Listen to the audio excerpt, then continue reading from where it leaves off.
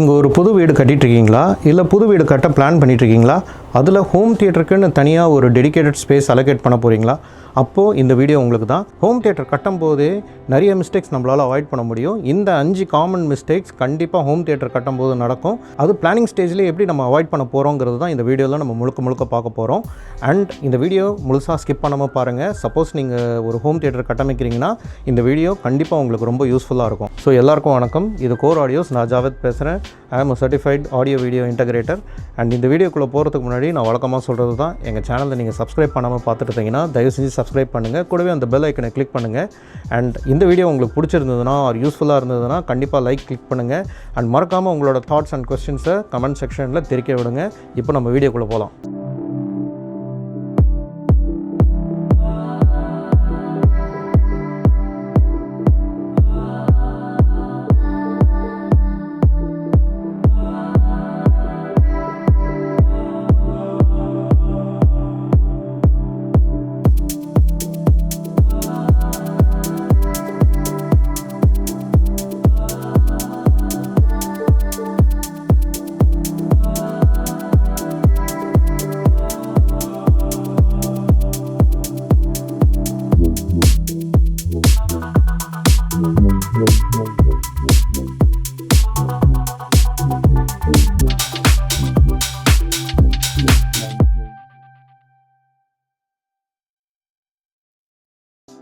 Mistake number 1, ceiling height.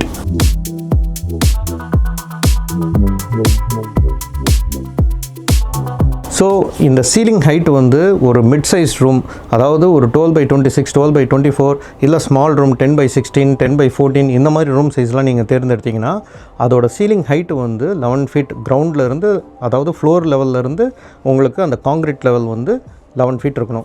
So 11 feet இருந்தால் தான் நம்மளால் வந்து ஃபால் சீலிங் போடும்போது 9 ஃபீட் இல்லை 9.5 ஃபீட் வந்து கிளியரன்ஸ் நம்ம வந்து ஃப்ளோர் லெவல்லேருந்து வைக்கணும். அப்படி இருந்தால் தான் உங்களுக்கு வந்து ஹைட் சேனல்ஸை வந்து ப்ராப்பராக பொசிஷன் பண்ணி வைக்க முடியும். இல்லைட்டி உங்களோட சரவுண்ட் ஸ்பீக்கர்ஸும் ஹைட் ஸ்பீக்கர்ஸும் ரொம்ப கிட்ட இருக்கும். அதனால் உங்களால் வந்து அந்த 3 டைமென்ஷனல் சவுண்டை வந்து ப்ராப்பராக என்ஜாய் பண்ண முடியாது. அண்ட் இதில் வந்து அட்மாஸ் வந்து ரொம்ப ஹிட் ஆகும். ஸோ அதனால் நீங்கள் ஹைட் வந்து ஒரு 11 ஃபீட் நீங்கள் பிளான் பண்ணிங்கன்னா உங்களோட ஸ்பீக்கர் பொசிஷன்ஸ் வந்து எஸ்பெஷலி ஹைட் சேனல்ஸ் வந்து காம்ப்ரமைஸ் ஆகாது. அண்ட் மோரோவர் நீங்கள் சப்போஸ் கெசட் ஏசி நீங்கள் போடுறீங்கன்னா கண்டிப்பாக நம்மளுக்கு வந்து 11 ஃபீட் ஹைட் வேணும்.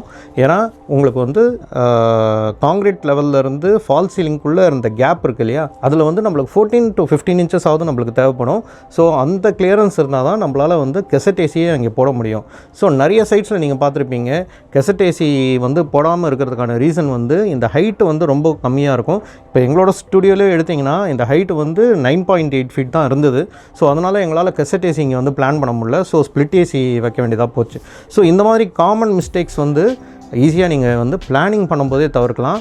வேறு வழியே இல்லை. உங்களுக்கு வந்து 11 ஃபீட்டுக்கு கம்மியாக தான் வருதுன்னா then we have other alternatives. அது என்னென்னன்றது நீங்கள் எங்கிட்ட வந்து கால் பண்ணியோ இல்லை வாட்ஸ்அப்லையோ நீங்கள் வந்து கேட்கலாம். அது என்னன்றது நாங்கள் வந்து கன்சல்டேஷன் நாங்கள் கொடுப்போம். ஸோ இப்போது பிளானிங் பண்ணும்போது நீங்கள் நார்மலாக ஹைட்டை வந்து 11 ஃபீட் வச்சா ரொம்ப நல்லது.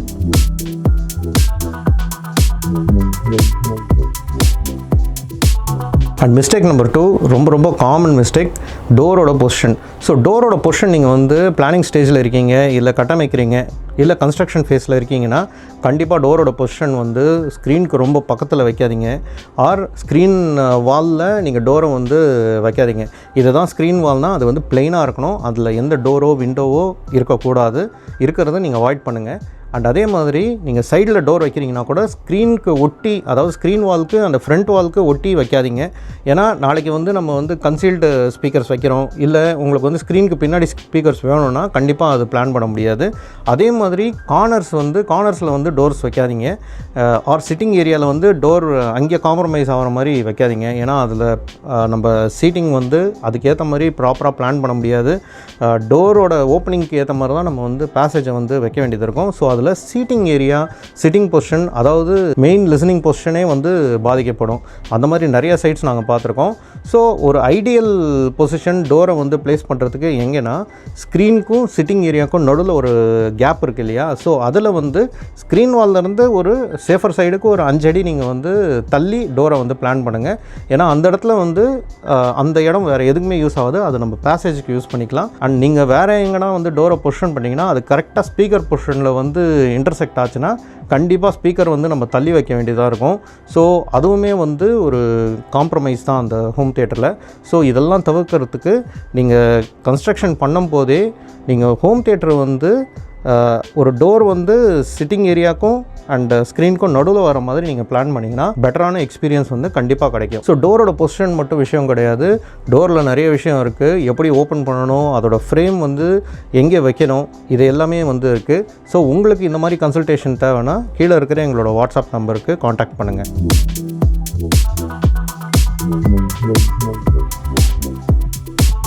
And mistake number 3, Windows. So ஒரு சில பேர் வந்து ஹோம் தியேட்டருக்கு நல்ல பெரிய விண்டோஸாக வச்சுருவாங்க, அது ப்ராப்பர் பிளானிங் இல்லாமல். ஸோ ஹோம் தியேட்டருக்கு ஆக்சுவலாக விண்டோஸ் தேவையில்லை. பட் இன்ஸ்டெட் ஆஃப் விண்டோஸ் நம்ம வந்து HVAC சிஸ்டம்ஸோ இல்லை ஏர் பியூரிஃபையரோ, உங்களுக்கு சப்போஸ் வென்டிலேஷன் வேணும்னா ஆர் எனக்கு விண்டோ கண்டிப்பாக வேணும் அப்படின்னு நீங்கள் நினச்சிங்கன்னா நம்ம வந்து ஒரு 2x4 ஒரு விண்டோ பிளான் பண்ணிக்கலாம். ஸோ தட் உங்களுக்கு அது டிசைன்லேயே நம்ம இன்டகிரேட் பண்ணிடலாம். ஏன்னா விண்டோஸ் வந்து ரொம்ப பெருசாக நீங்கள் வந்து பிளான் பண்ணிங்கன்னா அது கரெக்டாக ஸ்பீக்கர் பொசிஷனை வந்து இன்டர்செக்ட் பண்ணிச்சுன்னா கண்டிப்பாக அந்த பொசிஷன் வந்து காம்ப்ரமைஸ் ஆகும். ஸோ விண்டோஸ் வந்து நம்ம பிளானிங் ஸ்டேஜ்லேயே வந்து ஈஸியாக அதை பிளான் பண்ணலாம். அண்ட் இந்த மாதிரியான மிஸ்டேக் வந்து நம்ம பிளானிங் ஸ்டேஜ்லேயோ இல்லை ஈவன் கன்ஸ்ட்ரக்ஷன் ஸ்டேஜில் கூட நாங்கள் இந்த மாதிரி மிஸ்டேக்ஸ் எல்லாம் வந்து தவிர்த்துருக்குறோம்.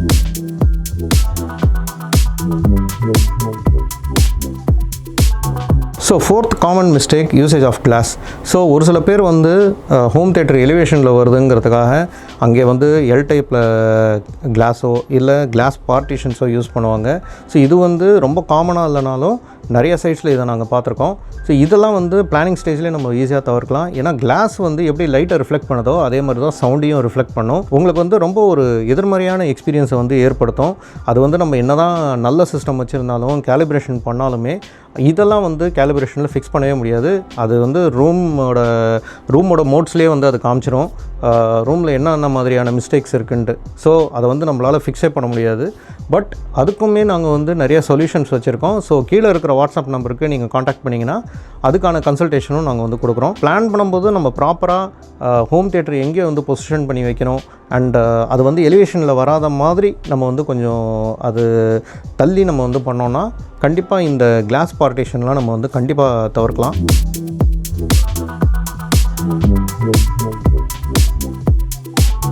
And last but not least, இது வந்து most common mistake number 5, budget planning. So budget versus room size. So நீங்கள் வந்து பெரிய ரூமை வந்து பிளான் பண்ணிவிட்டு பட்ஜெட் ரொம்ப கம்மியாக வச்சுருந்தீங்கன்னா கண்டிப்பாக அதில் வந்து மீடியாக்கோரோட ரொம்ப மோசமான ஒரு எக்ஸ்பீரியன்ஸ் தான் உங்களுக்கு வரும். இந்த மோசமான எக்ஸ்பீரியன்ஸோட உங்களுக்கு வந்து நிறைய ஃபால்ட்டி சிஸ்டம்ஸ் வந்து இதில் வரதுக்கான வாய்ப்பு இருக்குது. ஃபார் எக்ஸாம்பிள் நீங்கள் வந்து 28/16 மாதிரி நல்ல அகலமான நீளமான ரூமை வந்து பிளான் பண்ணிவிட்டு அது எனக்கு வந்து ஒரு 8 லட்ச ரூபாயோ 10 லட்ச ரூபாயோ பண்ணி கொடுங்க அப்படின்னு கேட்டிங்கன்னா அது நாங்கள் வந்து கண்டிப்பாக அந்த ப்ராஜெக்டே நாங்கள் எடுக்க மாட்டோம். கண்டிப்பாக அது வந்து பண்ண வேண்டிய அவசியமே இல்லை. ஏன்னா இதனால் ரெப்புடேஷன் போயிடும், அது நம்பர் 1.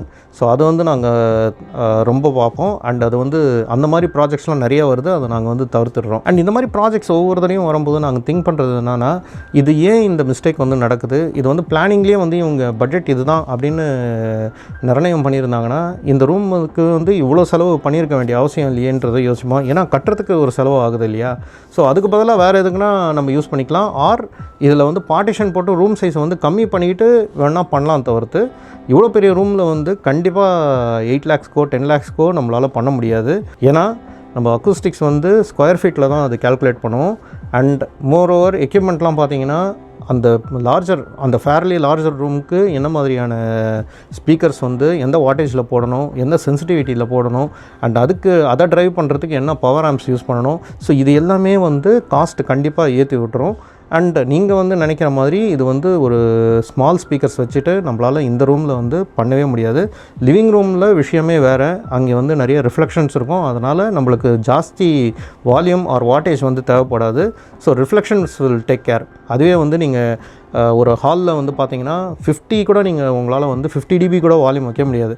இதுவே வந்து ட்ரீட்டட் ரூம் உள்ள வச்சிங்கன்னா நீங்கள் 70-80 கூட ஒரு சில ரூம்லாம் பத்தாது. ஸோ நம்ம அக்குஸ்டிக்ஸ் பண்ணாலே உங்களுக்கு வந்து டிபி வந்து கம்மியாகும். ஏன்னா அது வந்து ஒரு ஃபில்ட்ரேஷன் ப்ராசஸ் தான். ஸோ என்ன பட்ஜெட் வச்சுருக்கீங்க, அதுக்கு எந்த ரூம் சைஸ் கரெக்டாக இருக்கணும்னு உங்களுக்கு தெரிஞ்சுக்கணுன்னா கீழே இருக்கிற எங்களோட வாட்ஸ்அப் நம்பருக்கு காண்டாக்ட் பண்ணுங்கள். அண்ட் உங்களுக்கு நாங்கள் கைட் பண்ணுறோம் என்ன மாதிரியான ஹோம் தியேட்டர் வந்து இதுக்கு கன்ஸ்ட்ரக்ட் பண்ணால் கரெக்டாக இருக்கும் அப்படின்ட்டு. இந்த காமன் 5 மிஸ்டேக்ஸும் நம்ம ஈஸியாக பிளானிங் ஸ்டேஜ்லேயோ இல்லை கன்ஸ்ட்ரக்ஷன் ஸ்டேஜ்லேயோ நம்ம வந்து தவிர்க்கலாம். அண்ட் இதெல்லாம் வந்து எங்களோட டென்யூரில் நாங்கள் இந்த மாதிரி ப்ராப்ளம்ஸ்லாம் நிறையா சந்திச்சிருக்கோம். அண்ட் நிறைய ப்ராஜெக்ட்ஸ் வந்து எங்களால் இந்த மாதிரி மிஸ்டேக்ஸ் பண்ணதுனால அது எடுத்து பண்ண முடியாமலே போச்சு. மோஸ்ட் ஆஃப் த ப்ராஜெக்ட்ஸ் நாங்கள் வந்து சொல்யூஷன் கொடுத்து அதுவுமே வந்து ரெஃபரன்ஸ் லெவலுக்கு நாங்கள் எடுத்துகிட்டு வந்திருக்கோம். ஸோ முன்ன மாதிரி ஒரு 5.1 சேனலில் ஏவி ரிசீவர் எடுத்துகிட்டு வந்தோமா, கனெக்ட் பண்ணோமா, பாட்டு கேட்டோமா, படம் பார்த்தோமா, அப்படி இல்லை. இன்றைக்கி வந்து ஹோம் தியேட்டர் வந்து ரொம்ப ரொம்ப காம்ப்ளெக்ஸ் ஆகிடுச்சு. அண்ட் நிறைய நெட்வொர்க் பேஸ்டு ஹோம் தியேட்டர்ஸ்லாம் நிறையா வந்துருச்சு. அண்ட் 3 டைமென்ஷனல் சவுண்ட் வந்ததுக்கப்புறம் இந்த ஹோம் தியேட்டர் இண்டஸ்ட்ரியே வந்து ரொம்ப காம்ப்ளிகேட்டட் ஆகிடுச்சு. ஸோ நாங்களே வந்து நிறைய டெக்னாலஜிஸ் வந்து அப்டேட் பண்ணுறதுக்கு அப்ஸ்கில் பண்ணிக்கிட்டு இருக்கோம், நிறைய படிச்சுக்கிட்டு இருக்கோம், சர்டிஃபிகேஷன்ஸ் வந்து கோர்சஸ்லாம் பண்ணிக்கிட்டு இருக்கோம். என்னென்னலாம் எனக்கு தெரியுமோ அதெல்லாம் அன்லேர்ன் பண்ணி புது விஷயத்தை வந்து லேர்ன் பண்ணிக்கிட்டு இருக்கேன். ஸோ இது வந்து ஆக்சுவலாக ரொம்பவே நல்லா இருக்குது, ரொம்ப ஹெல்த்தியான விஷயம். ஸோ நான் சொன்ன இந்த 5 மிஸ்டேக்ஸை நீங்கள் ஹோம் தியேட்டர் பிளான் பண்ணும் போதே கவனமாக இருங்க. அண்ட் இதை வந்து மேக்ஸிமம் அவாய்ட் பண்ண பாருங்கள். கண்டிப்பாக உங்களுக்கு வந்து ஒரு எக்ஸலண்ட்டான ஹோம் தியேட்டர் எக்ஸ்பீரியன்ஸ் காத்துக்கிட்டு இருக்கு.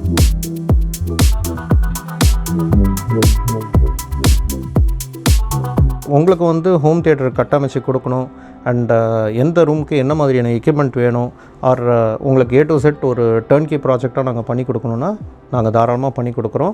எங்களோட சேனலில் நிறைய வீடியோஸ் நாங்கள் போட்டிருக்கோம். இந்த ஹோம் தியேட்டர் பற்றி, இந்த டெக்னாலஜி பற்றி நிறைய எஜுகேட்டிவ் வீடியோ போட்டிருக்கோம். ஸோ அதெல்லாம் நீங்கள் போய் பாருங்கள். நீங்கள் சப்போஸ் ஒரு பிகினராக இருந்தால். அண்ட் ஏறக்குறைய இந்த வீடியோவில் நான் எல்லாத்தையும் கவர் பண்ணிட்டேன்னு நினைக்கிறேன். அண்ட் உங்களை விட்டு விடைபெற்று போகிறதுக்கு முன்னாடி எங்கள் சேனலை நீங்கள் சப்ஸ்கிரைப் பண்ணாமல் பார்த்துருந்தீங்கன்னா தயவு செஞ்சு சப்ஸ்கிரைப் பண்ணுங்கள். அண்ட் இந்த வீடியோ உங்களுக்கு ரொம்ப இன்ஃபர்மேட்டிவாகவும் யூஸ்ஃபுல்லாக இருந்ததுன்னா லைக் பண்ணுங்கள். அண்ட் மறக்காமல் உங்களோட தாட்ஸை கமெண்ட் செக்ஷனில் ஷேர் பண்ணுங்கள். அண்ட் இதே மாதிரி இன்னொரு சுவாரஸ்யமான வீடியோவோட அடுத்த வாரம் நான் உங்களை வந்து சந்திக்கிறேன். அது வரைக்கும் நன்றி, வணக்கம்.